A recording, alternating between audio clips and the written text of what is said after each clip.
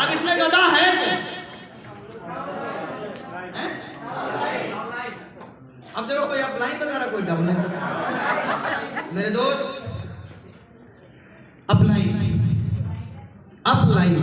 मतलब अगर मेरे भाषा में सुनो और AWPL के भाषा में, आप सारे फ्रेशर लोग बैठे हो मुझे पता है, एक दो लाइन छोड़ के पीछे मैं आपको बताना चाहता हूं अपलाइन का मतलब होता है AWPL के भाषा में गुरु। हम लोग अपलाइन को गुरु जी कहते हैं, बोलते कि नहीं बोलते? क्या बोलते हैं पता है क्यों बोलते हैं? क्योंकि हमारे देश का इतिहास रहा है गुरुकुल का, और उस जमाने में जो देसी भाषा था गुरु जी था। हम उस देश में जन्म लिए हैं जहां पे गुरुकुल था। ये सर जी और जी पता नहीं कहां से आ गया। और गुरु जी जब आप बोलते हो ना तो मन से आवाज आता है। डायमंड बनना है आपको, पहली लाइन लिखो, गुरु जी बोलना सीखो। क्या बोलोगे?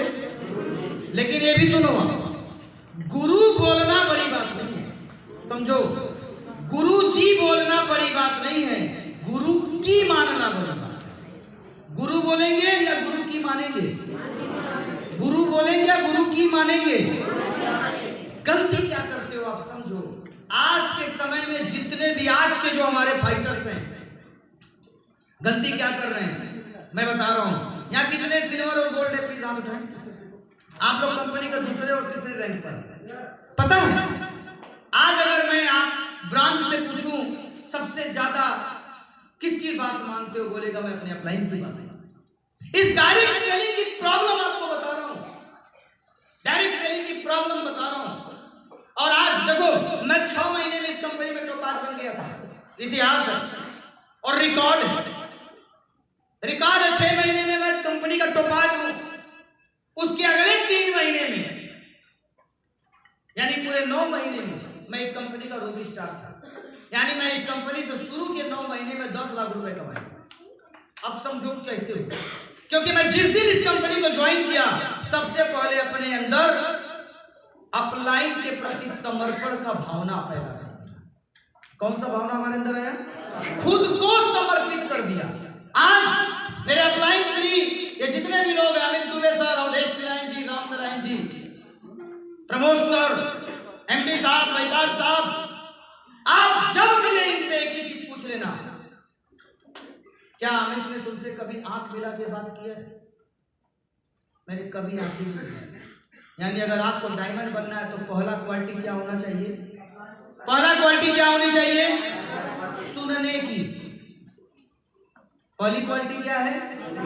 अपलाइन की, सुनने की। मुझे एक बात बताओ, इस देश में सबसे ज्यादा प्यार किसको मिलता है? बोलने वालों को या सुनने वाले को? सबसे ज्यादा प्यार किसको मिलता है? सुनने वाले को मिलता है ना, बोलने वाले को नहीं मिलता है। जिसकी बहन बोलती कम है सुनती ज्यादा, जिसकी पत्नी बोलती कम है सुनती ज्यादा, उसे प्यार ज्यादा मिलता है। मुझे बताओ, बोलने वाला ज्यादा प्यार पाता है या सुनने वाला? मैं आपसे पूछता हूँ, बोलने वाला या सुनने वाला? मैं अमित 2019 से जब से इस बिजनेस में आया हूँ मैं सुनता ज्यादा हूँ, मैं बोलता केवल स्टेज पे। मुझसे कभी भी मिलो बाहर, 4 लोग बात करते मैं सुनता रहता, कभी भी नहीं। कभी मेरी ये आदत है, क्योंकि मुझे बता दी गई थी सुनोगे तो डायमंड बनोगे, सुनोगे तो ब्रांड एम्बेसडर बनोगे। कहीं भी देख लेना, किसी भी जगह मैं सुनता जा रहा। और सुनने का फायदा बताऊं क्या मिला मुझे? लोगों से प्यार मिल गया, बहुत प्यार मिला। और दूसरा फायदा बताऊं क्या हुआ? उनसे ज्ञान बहुत मिलता है। बहुत लोग मिलते हैं, बोलते हैं अमित सर बहुत बढ़िया ट्रेनिंग करते हो, कैसे सीखा? मैंने कहा सुन, इस धरती पे जितने भी लोगों ने डायरेक्ट सेलिंग किया है, जिन्होंने बोलना सीखा, बहुत बोला, खत्म हो गया। और सुनने वाला इतिहास बना दिया। अब आपसे पूछता हूँ, अगर आपको डायमंड बनना है तो आपको आपके अंदर कौन सी क्वालिटी होनी चाहिए? कौन सी? तो आज के बाद से नहीं, अभी से बोलना बंद, सुनना ज्यादा। कर पाओगे? कर पाओगे? मां कसम। इधर वाले तो कहना, मैं तो बोलूंगा। सुन पाओगे? सुन पाएंगे? एक कहानी इसमें पहले एक गधा था और एक आदमी था। एक गधा था और एक आदमी था और दोनों बेरोजगार थे। गधा भी बेरोजगार और आदमी भी बेरोजगार। दोनों को खाना नहीं मिलता, भूखे रहते। तो एक दिन एक सड़क पर इन दोनों की आपस में भेंट हो गई। ये दोनों अनजान थे, एक दूसरे को नहीं जानते थे। तो एक दिन इस गधे की मुलाकात उस आदमी से होता है और गधा कहता है, और भाई कैसे हो? तो वो यार कैसा हो, कुछ समझ में नहीं आ रहा, करूं क्या? आदमी पूछता तुम कैसे हो? गधा कहता मैं भी बेकार नहीं ठंडा। तो गधा कहता है यार कोई काम बताओ ताकि तुम्हारा भी पेट भरे और समझते जाना कहानी। ये कहानी हकीकत में गधे और आदमी की नहीं है, ये कहानी आपके ऑफलाइन और डाउनलाइन की है। बस वो बना दिया गया काल्पनिक कहानी है, लेकिन मैसेज अच्छा दे। तो आदमी कहता है कल तुम मेरे घर आना और हम दोनों मिलके एक काम स्टार्ट करेंगे और उस काम में जितनी भी सफलता आएगी दोनों लोग का पेट भरेगा।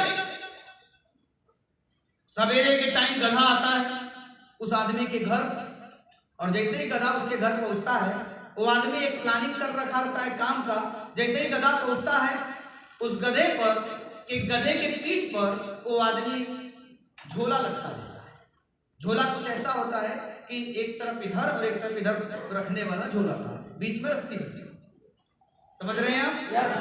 जैसे ही झोला लटका देता है और कहता है वो आदमी कि चलो अब तुम चलो मेरे साथ, अब हम लोग काम करेंगे और जो भी पैसा आएगा उससे हम दोनों का पेट भरेंगे। गधा कहता चलो फिर भाई चलते हैं। अब वो आदमी एकदम सुबह सुबह भोर में 5 बजे या 6 बजे मान लो जब सूरज भगवान निकल रहे थे, कहता कि चलो बस्ती में चलते हैं और तुम्हारा एक ड्यूटी रहेगा। गधा बोलता क्या? तुम्हें अपनी आवाज में बोलना है। अब वो एक घर के सामने जाता है, आदमी उस गधे को लेकर एकदम ठीक घर के दरवाजे पे बोलता है बोलो अब। तो गधा दरवाजे पर जाकर सुबह सुबह 6 बजे बोलता है ढेचू ढेचू ढेचू ढेचू। गधा ढेचू ढेचू करने लगता है। अब सवेरे 6 बजे अगर आप सो रहे हो और जैसे ही कोई गधा दरवाजे में आकर बोलेगा तो आपका दिमाग कैसा होगा? दिमाग खराब हो जाएगा। इस साला सवेरे 6 बजे सोने नहीं दे रहा है, राम राम के टाइम ये गधा आगे बोल रहा है। अब घर के अंदर वाला जो सो रहा था आदमी, जिसका घर था, वो लठ उठाता है, दरवाजा खोलता है, उसको मारेगा। जैसे ही मारने जाता है लठ छूट जाता है उसके हाथ से। जैसे ही गधे को देता है, देखता है लठ क्या होता है, और लठ छूटने के बाद चमत्कार देखो, प्रणाम प्रभु। वो आदमी प्रणाम करता है और घर के अंदर जाता है। प्रणाम करके उसके घर में जो भी गेहूं था, चावल था, फल फ्रूट था या पैसा था, वो आदमी लाके उस बैग में डाल देता, झोले में। ऐसे करते करते कई घर में हो सकते हैं, सब जगह वो गधा ढेचू ढेचू किया और आदमी निकलता था लठ निकल के और प्रणाम करता था। तो ऐसे कई दिन तक चला। अब ये दोनों मिलके पैसे कमाने लगे। अब ये दोनों मिलके पैसे कमाने लगे, खूब अच्छा से पेट भरने लगा। काम निकल लिया, काम चल गया, ब्रांच बन गए, सब सिल्वर बन गए।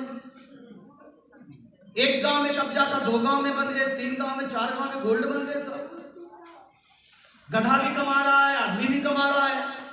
ऐसे करते करते एक दिन एक वो एमरल्ड बन गया और आदमी टोपाज बन गया। और जैसे ही इस गधा ने एमरल्ड बना तो उसके दिमाग में खुराफात आ गया कि साला सवेरे मैं जाता हूं, ढेचू ढेचू मैं करता हूं, दुनिया मुझे प्रणाम करती है, वो पैसा देती है, मेरी वजह से वो साला टोपाज बन गया। काम मैं करता हूं, ढेचू ढेचू मैं करता हूं, दिन भर सामान मैं ढोता हूं, दुनिया प्रणाम मुझे करती है। मेरे करने से उसका टोपाज मैं मरड, अब मैं उसके नीचे काम नहीं करूंगा। मैं पहले बता दे, कहानी आपकी है गधा। अब मैं इसके, ये रोग यहां पे बैठे 50% लोग का होगा कि मेरे करने से अपलाइन को आ गया। गधा कहता अब मैं इसके नीचे काम नहीं करूंगा। फिर क्या हुआ? दूसरे दिन गधा बोल दिया अब मैं इसके नीचे काम नहीं करूंगा, मैं किसी और अकेले काम करूंगा। सब कुछ तो मैं करता हूं, क्योंकि हर नया आदमी को लगता है सब कुछ मैं करूंगा। अब दूसरे दिन क्या किया इस गधे ने कि अपने अपलाइन का साथ छोड़ दिया। और उसके बाद वो गधा घर सुबह सुबह 6 बजे उठा, जैसा रोज होता था। सवेरे 6 बजे उठा, बस गलती ये किया कि अपलाइन के घर न जाकर सीधे क्लाइंट के घर चला गया। और जैसे ही क्लाइंट के घर गया, भोर का टाइम, नई ज्वाइनिंग निकालने गया, 6 बजे सूरज देवता निकल रहे हैं, ढेंचू ढेंचू ढेंचू शुरू। घर वाला फ्रस्ट्रेट हुआ, लठ निकाला, दरवाजा खोला, देखा गधा, मार लठ मार लठ। तो गधा बोला अरे ये क्या हो? तो उसने दिमाग में आया कोई बात नहीं, लग रहा है कि ये बेकार आदमी था, दूसरी जगह चलता। दूसरी जगह गया, फिर दरवाजे के सामने ढेंचू ढेंचू ढेंचू शुरू किया। आदमी निकला, लठ निकाला, फिर दे दिया। पूरे दिन मार खाए, चवन्नी नहीं मिला। अब गधे का दिमाग, अब होता क्या, जब डाउनलाइन फ्रस्ट्रेट होती है ना, तो अकल कब आती है? जब 10 जगह ठोकर खाता। अब उसको पूरा दिन या ऐसे कई दिन चला ठोकर खाया, पेट नहीं भर रहा है।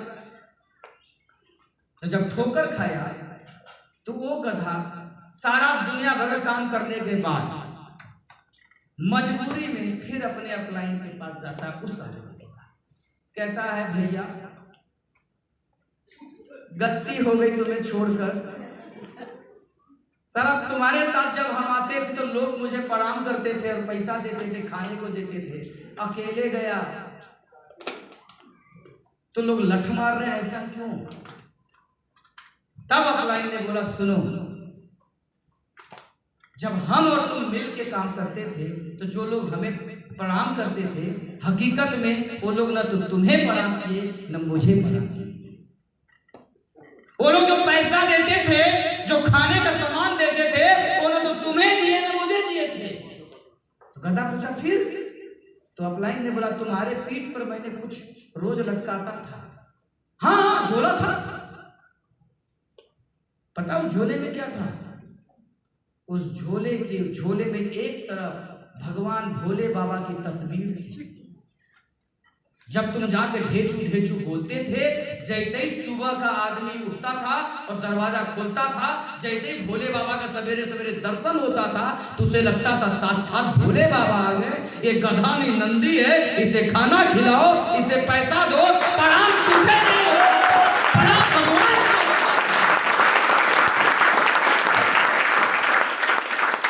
तुझे नहीं प्रणाम करते थे, मुझे नहीं करते थे। और जब आप फिर में जाते हो तो आपके झोले में भी भगवान भोले का तस्वीर होता है, फोल्डर के रूप में। होता है कि नहीं होता है? लोग अगर आपको सुनते हैं, सच यह कि आपको नहीं सुनते, वो कंपनी को सुनते हैं। इस कहानी में कंपनी भोले बाबा है, भगवान के रूप में, कुदरत के रूप में, अल्लाह ताला के रूप में है, और इस कहानी के रूप में अपलाइन और डाउनलाइन है। ये कहानी मैसेज ये देती है कि अगर आपको लगता है कि सब मैं करता हूं, तो ये क्या आपको लगता है कि आप सब करते हो? ये लगता है आप सब करते हो? नहीं। मेरे दोस्त अगर डायमंड बनना है तो पहला दिमाग में निकाल दो कि मैं करता हूं। सब सिस्टम से होता है। अगर तुम्हारी वजह से कोई पैसा कमा रहा है तो किसी की वजह से तुम भी कमा रहे हो। ये सबके लिए इक्वल अपॉर्चुनिटी। ये बात जितना जल्दी समझा ले जाओगे। अगर मैं ये बोलूं मेरी वजह से मेरे अपलाइन कमा रहे हैं तो बिल्कुल गलत है। सबके लिए बराबर है। क्लियर हुआ? तो यहाँ गधा कौन? जिसका दिमाग खराब हुआ वो गधा है। क्लियर हुआ मेरे दोस्त? तो आज के बाद से अगर आप डायमंड बनना चाहते हैं तो मैंने पहला चीज बोला था, दिमाग लगाना बंद कर दो। मैं डायमंड क्यों बना? क्योंकि पहली क्वालिटी आ गई थी, सुनने की शक्ति मैंने बढ़ा दिया। मैं हर जगह सुनता हूं। अगर मेरे से कोई इंसान पद में बड़ा है, प्रतिष्ठा में बड़ा है, प्रभावशाली है, तो मेरी आदत है मैं बहुत कम बोलता हूं।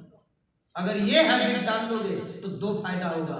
पहला फायदा, ज्ञानी इंसान बनोगे, क्योंकि बड़ों के बीच में बैठोगे तो अच्छी बातें सीखोगे। और दूसरा फायदा होगा कि जब कम बोलोगे तो हर बड़ा आदमी आपसे प्यार करता है या नहीं? तो सुनने की आदत डालेंगे आप। अपलाइन के बीच में रहो तो अपलाइन बनने का प्रयास हमने नहीं किया था। अगर आपको डायमंड बनना है तो आपको भी नहीं करना चाहिए। तैयार हैं? दूसरा, अपलाइन कभी भी मुझे फोन करता है, सर मैं अगर इस देश के प्रधानमंत्री से अगर मैं बात कर रहा हूं, भाई तो ऐसा होता नहीं है, मेरी इतनी पहुंच नहीं है, लेकिन एक एग्जांपल दे रहा हूं।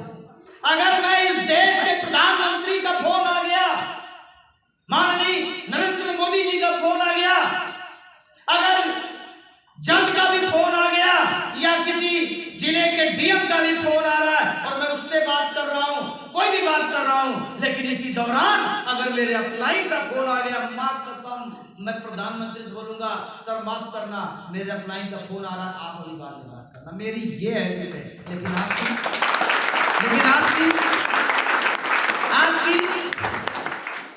आप लोगों ने आज तक अपलाइन को प्रायोरिटी दिया ही नहीं है। अपलाइन फोन कर रहा, अपलाइन कब फोन करता है मुझे बताओ?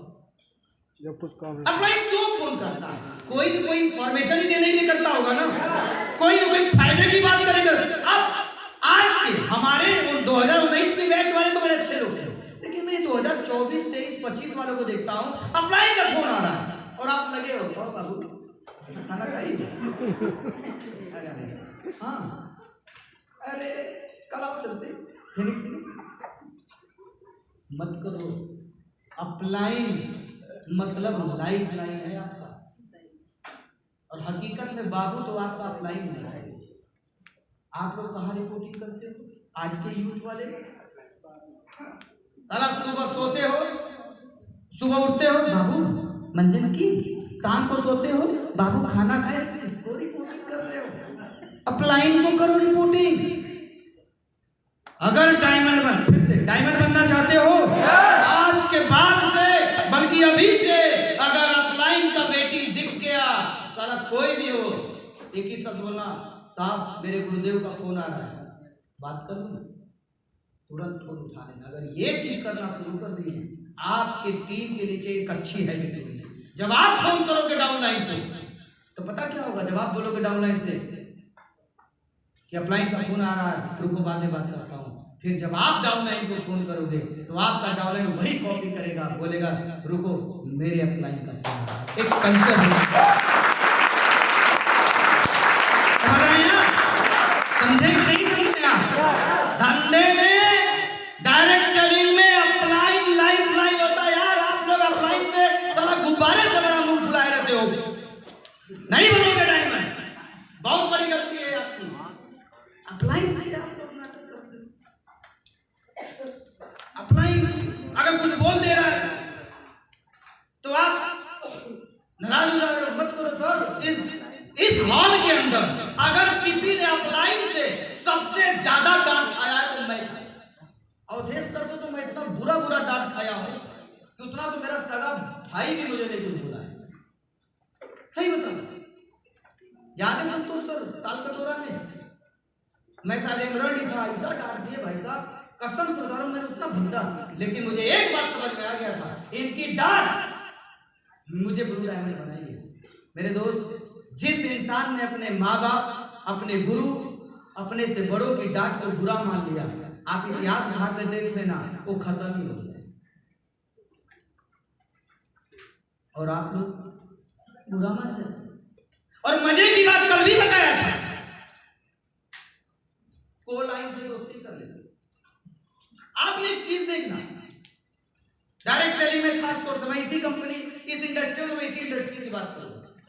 आप देखो दोस्ती आपने देखना, जो इंसान पिछले 2 साल से डायरेक्ट सेलिंग में है और जो इंसान पिछले 2 साल से ग्रोथ नहीं कर रहा है, पैसे नहीं कमा रहा है, लेवल नहीं बढ़ रहा है, उसकी दोस्ती हर फेलियर से हो जाती है। आप देखो, टीम में भले ना हो और तुम्हारे को लाइन दूसरे टीम का बंदा और पैसा नहीं कमा रहा, वो सारे फेलियर एक रहते हैं। आप कभी नोटिस करें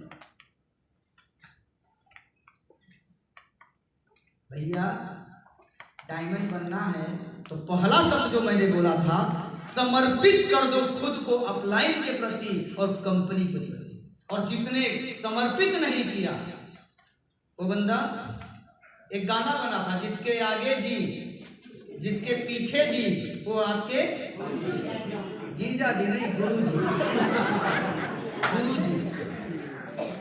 जिसके आगे जी, मैं लिख के एक शब्द में इस बात को खत्म करूंगा कि अगर डायमंड बनना रियल में, तो आज के बाद से पहला सक्सेस का सूत्र एक ही चीज होना चाहिए, जो इकरार साहब बोलते हैं, जी गुरु जी।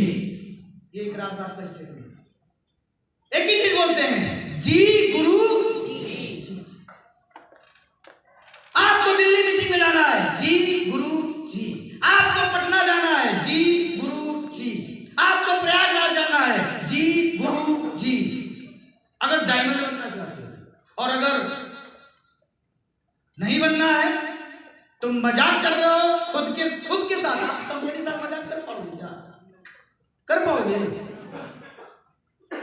अपलाइन ने बोला प्रयागराज जाना है, सर वाइफ से पूछना पड़ेगा, सर ये ओ आ ओ खत्म। जी गुरु जी। समर्पण का भावना आपको इस इंडस्ट्री में डायमंड बना देगी। और अगर आप समर्पित नहीं होंगे तो इस इंडस्ट्री में आप सक्सेस नहीं हो सकते।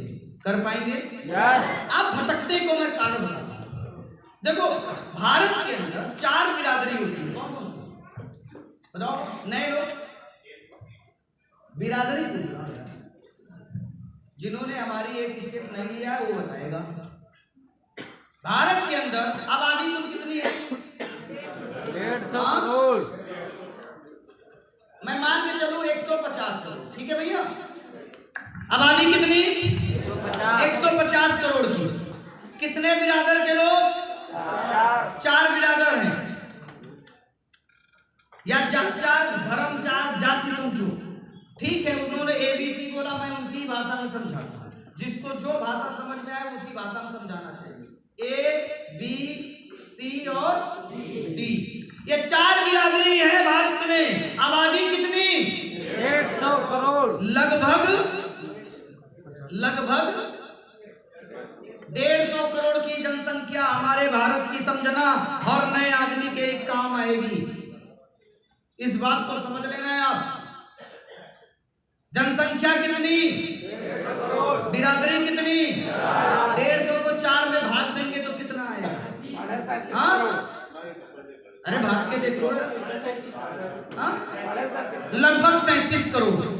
यानी ये समझो, भारत में 37 करोड़ ए बिरादरी के हैं, 37 करोड़ बी बिरादरी के हैं, 37 करोड़ सी बिरादरी के हैं और 37 करोड़ डी बिरादरी के हैं। समझो आप, भारत में 4 बिरादरी है, चारों एकदम बराबर है। 37 करोड़। यहाँ पर आपको वो जनसंख्या का वो नहीं करवाना है, गिनती जनगणना नहीं कराना, कंफर्म है। ये 4 बिरादरी है, हम लिख के दे रहे हैं आपको।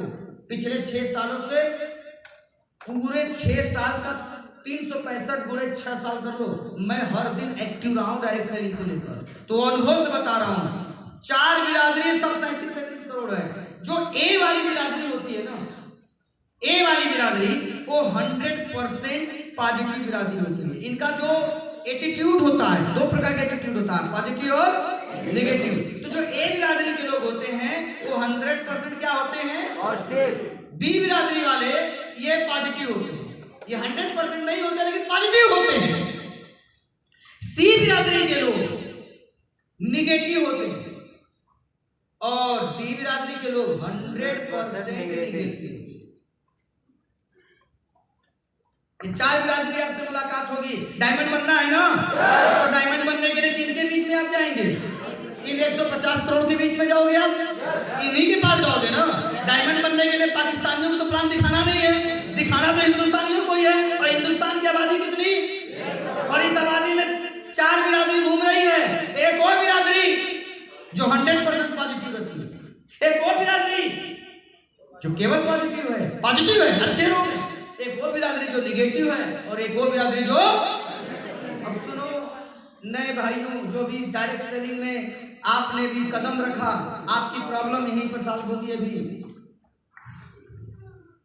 आपने प्लान किया, सबसे पहले तो प्लान ही करते हो आप, इन्विटेशन प्लान करते हो, अभी आगे बताऊंगा उस पर भी। जब आप इनके बीच में आप जाते हो, 150 करोड़ की आबादी है, और जब आप लिस्ट बनाते हैं कि मुझे प्लान करना है, मान लीजिए आपने दिन भर में 10 प्लान किया, मान लीजिए दिन भर में 10 प्लान किया, तो क्या आपको पता है कि वो किस बिरादरी का आदमी हो? नहीं पता है ना। किस्मत खराब रही आपकी तो आपकी मुलाकात 100% निगेटिव आदमी से हो जाएगा, समझ रहे हो? और अगर किस्मत आपकी अच्छी रही तो आपकी मुलाकात किससे हो जाएगी? 100% पॉजिटिव से। ताश खेला है आपने, ताश गड्डी खेला है, खेले हैं, मैं तो खेला हूं, आप खेले हो? मान लीजिए कोई खेल खेल रहे हो, ताश का कोई खेल खेल रहे हैं, और उसमें हुकुम का एक्का होता है, नहीं वो ए होता है, मतलब मैं नहीं खेलो, आपने ये बता दिया। सुनो, इसीलिए कम पढ़ा लिखा होना चाहिए। और मैंने क्या बोला, मैं कम पढ़ा लिखा हूं, गलतियां हो सकती हैं। हुकुम का एक्का मालूम है, हुकुम का एक्का, पत्ती कितनी होती है? 52 पत्ती होती है। और मैंने ये बोला चलो भाई साहब हम और आप ताश खेलते, हम लोगों ने शर्त लगाया 10,000 रुपए की, हमने ताश को फेंटा, हमने बोला जिसके तरफ पहले हुकुम का एक्का गिरेगा वो जीत गया। आप बताना, मैंने ताश फेंटा और मैंने पहली पत्ती मारा, हुकुम का एक्का आ भी सकता है और नहीं आ सकता, क्योंकि उसमें तो सारी बिरादरी है। दूसरा मारा, आ भी सकता है और नहीं भी आ सकता है। 10 पत्ती गिरा दिया, नहीं आया, 20 पत्ती गिरा दिया, नहीं आया। लेकिन एक बात सोचो, इस 20 के दौरान आ भी तो सकता था, ना। हम तो हुकुम का एक्का तलाश कर रहे हैं ना, आ भी सकता है और किस्मत अच्छी है तो पहली पत्ती हुकुम का एक्का हो सकता था। आपने 40 पत्ती मार दिया, 50 पत्ती मार दिया, अभी तक नहीं आया, 51 पत्ती मार दिया, अभी भी नहीं आया, और 52वां पत्ती बचा, अब वो कौन सा है? यानी एक बात तो कंफर्म है, हुकुम का एक्का तो एक दिन आएगा, ये तो कंफर्म है ना। अब ये ताश खेलने की तरह है बिजनेस, 10 लोगों का प्लान आपने किया, आपके बीच में हुकुम का एक्का भी आ सकता है और अदर्स कलर भी आ सकता है। समझो, किस्मत अगर आपकी अच्छी रही, आपने 10 प्लान किया, जैसे ही पहला प्लान किया आपकी किस्मत अच्छी रही, 100% पॉजिटिव आदमी से मुलाकात हो, आप बोलते हो सर मेरा नाम ये, मेरी कंपनी ये, मेरा ये प्लान, मेरी ये चीज, ऐसे ऐसे ये करते हैं, पैसे कमाएंगे, काम करोगे। हाजी साहब क्या करना है? आधार कार्ड दो, 18,000 का प्रोडक्ट खरीद लो। ठीक है सर, ले लो। पहली प्लान में वो बंदा आपको 100 स्पीकिंग कर देता है। कितने ऐसे लोग हैं यहाँ पर जिन्होंने पहले ही प्लान में आई नहीं कराया था? बताइए कौन लोग हैं? ये लोग डायरेक्ट सेलिंग के प्रति 100% पॉजिटिव इंसान है। क्लियर हो गया? पहली बिरादरी देखो इधर मिल गई। आते हैं दूसरी बिरादरी। ये जो बिरादरी है, 10 प्लान किया, हो सकता है आपकी मुलाकात ऐसे लोग से हो गई। तो ये जो पॉजिटिव आदमी है, ये क्या करते हैं? पॉजिटिव लोग जब इनके पास गलती से पहुंच गए, क्योंकि आपको नहीं पता है ना कि सामने वाला कैसा आदमी है, आप इनके पास गए, आपने सारा प्लान बताया, सर माई सेल्फ ये, मेरा कंपनी ये, मेरा प्रोडक्ट ये, मेरा ये पैसा कमाएंगे मिलके। वो बोलेगा अच्छा दोनों मिल कमाएंगे? हाँ जी दोनों कमाएंगे। सर ज्वाइन करोगे? हाँ जी करूंगा। तो आधार कार्ड लाओ, वो हो सकता है आधार कार्ड भी दे दे, लो भैया आधार कार्ड लो, पॉजिटिव आदमी है, क्रॉस क्वेश्चन नहीं करेगा। आईडी का प्रिंट कराइए सर, पैसा दीजिए, ठीक है सर कल सवेरे 10 बजे आ जाना। देखो कोई निगेटिव बात नहीं करता है। फिर कल सवेरे 10 बजे पहुंचोगे आप, हाँ जी भाई साहब प्रोडक्ट लेने के लिए आपको पैसे देंगे, पैसे दे दीजिए। हाँ जी साहब हमें तो ज्वाइनिंग करना है। एक काम करिए, थोड़ी सी गलती हो गई थी, थोड़ा खर्चा आ गया, आप एक काम करो शाम को आ जाना, परसों आ जाना। ऐसे लोग मिलते हैं कि नहीं मिलते? वो मना भी नहीं करते हैं और ज्वाइन भी नहीं करते। ऐसे लोग हैं या नहीं? वो मना कभी भी परेशान नहीं करेगा। भाई साहब कब ज्वाइन करेंगे? अरे परसों से आ जाना, ज्वाइन कर लेते हैं। परसों जाओगे तो फिर एक डेट और दे देगा। यानी वो लोग हैं जो तुम्हारे साथ काम भी नहीं करेंगे और डेट के बाद तारीख पे तारीख सनी देओल की कहानी स्टार्ट। एक बिरादरी ये है, समझ में आया? यस। ये अगर इनसे आपकी भेंट हो गई, आप मोटिवेट होंगे, क्योंकि ये आपसे क्रॉस लाइनिंग नहीं करते। इनसे भेंट हुई गलती से, राजा बनोगे। लेकिन एक बात बताऊं, सबसे पहले मिलता कौन? सबसे पहले मिलते कौन लोग हैं? निगेटिव। सबसे पहले मुलाकात किससे होती है?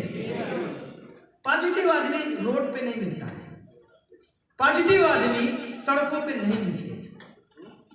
ज्यादातर मुलाकात जो मेरा 6 साल का कैरियर रहा, मैंने देखा सबसे पहले सबसे जल्दी भेंट होती है निगेटिव की। ये आप लोग का मतलब गुड न्यूज नहीं है, बैड न्यूज है।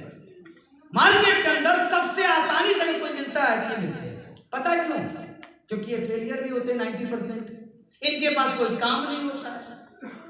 अच्छा आपकी किस्मत अभी भी मैं मानता हूं, आपने 10 लोग का प्लान किया, पहले दिन या दूसरे दिन जब भी किया, अगर आपकी भेंट निगेटिव आदमी से हुआ, तब भी मेरा मानना है, मैं अपने अनुभव के अनुसार मैं एक चीज बोलता हूं, तब भी बैड नहीं। क्योंकि जो निगेटिव आदमी होता है ये सिर्फ इतना बोलता है, सर ये मेरा नाम ये, मेरी कंपनी ये, मेरा ये प्लान है, हम दोनों मिलकर कमाएंगे। वो साफ बोलता है सॉरी सर मैं आपके साथ काम अभी नहीं करूंगा, आपकी बेइज्जती नहीं करता है। ये साफ बोल देता सर अभी मेरे पास टाइम नहीं, बाद में काम करते हैं। तो मैं कहता हूं अगर इससे भी तो आपकी भेंट हो ना, तब भी कोई दिक्कत नहीं। डेंजर तो ओ वाला डी वाला 100% निगेटिव है। और मार्केट के अंदर सबसे ज्यादा कोरोना वायरस की तरह कोई इंसान है तो ये। आपकी अगर किस्मत खराब है, अगर आपने पिछले जन्म में कोई बड़ा से बड़ा पाप किया है, तो आपकी शुरुआत इनसे लिख के देखो। मार्केट में जैसे ही जाओगे इनके पास, इनका नेचर होता है, जैसे इनके पास जाओगे सर माई सेल्फ ये, मेरी कंपनी ये, मेरा प्रोडक्ट ये सिस्टम ये मिलके पैसे लगाए। पहला चीज यही रह गया करने को, और कोई तुम्हारे पास दूसरा काम नहीं था? अरे यार भारत कम से कम अपना नहीं तो अपने पिता का मान सम्मान रखते होते। अब साला सब बात बोल देगा वो, अरे हम खराब काम कर रहे हैं क्या? मैं लिख के दे रहा हूं, अगर आपकी मुलाकात इनसे हो गई ना, ये ना तो जुड़ते हैं ना तुम्हें करने देंगे। इतना खतरनाक बात बोल देंगे कि लग रहा मैं खराब काम कर रहा हूं। ये खत्म कर देते हैं लोगों का करियर। और क्या बोलते हैं? यही लोग बोलते हैं जो बोलते हैं सर मेरा नाम ये ऐसे करके पैसे कमाएंगे। कितना कमाए हो अभी तक? कितना कमाए? सर 1000 करोड़पति बन जाना ना तो आना, ये बोलते हैं। समझ रहे हो? और सुनो, ये चतुर चालाक भी होते हैं। इनकी चालाकी आपको समझा देता हूं। पहले किस्मत खराब है, मुलाकात इनसे हो गई आपकी, ऐसे बोलते हैं। सुनो, अगर मैं जुड़ गया ना, लाइन लगा दूंगा। मैं फला एनजीओ चलाता हूं, फला नेता के साथ रहता हूं, फला अध्यक्ष सब हमारे अंडर में है। अगर मैं जुड़ गया ना, लाइन लगा दूंगा। लेकिन हाँ साहब बताओ क्या करना होगा? लेकिन तुम तुम्हारा प्रोडक्ट लीगल है, तुम्हारे प्रोडक्ट का सारे सर्टिफिकेट सही है, तुम्हारी कंपनी सही है, अगर इसका प्रूफ सर्टिफिकेट ला दोगे तो मैं जुड़ जाऊंगा। अब अच्छा ये जुड़ गया।